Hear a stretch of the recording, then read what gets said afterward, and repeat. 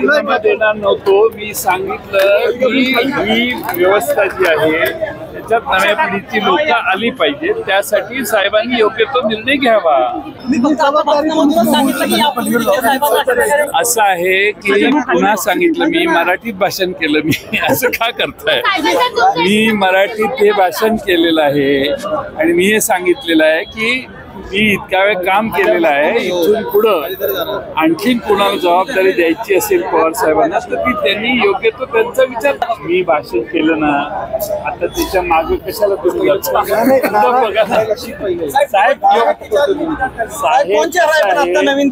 असं आहे की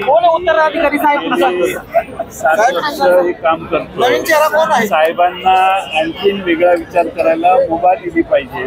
त्यांना योग्य तो निर्णय घ्यायची तयारी त्यांना मोकळीक दिली पाहिजे आणि ते योग्य त्या बाबतीत सर्वांची चर्चा करून निर्णय घेऊ. असं मी 7 वर्ष ते काम करतोय. साहेबांनी त्याच्यावर योग्य तो निर्णय करून पुढं काय करायचं ठरवावं यासाठी त्यांना मोकळीक देणं आवश्यक आहे.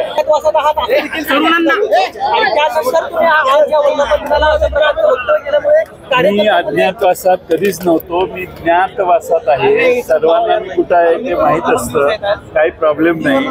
आणि त्यामुळं मी या ठिकाणी 7 वर्ष काम करतो.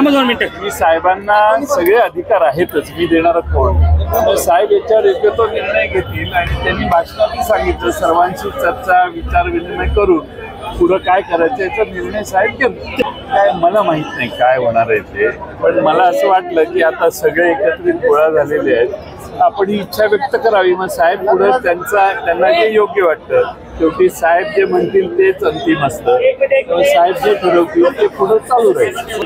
आणि 7 वर्ष काम केलेलं आहे मी. तरुणांना संधी द्या म्हटला, नवीन चेहरा कोण आहे तरुण असेल पक्षामध्ये तो ही जबाबदारी सांभाळू शकतो. पक्ष विचार करेल त्याच्यावर. ठीक आहे.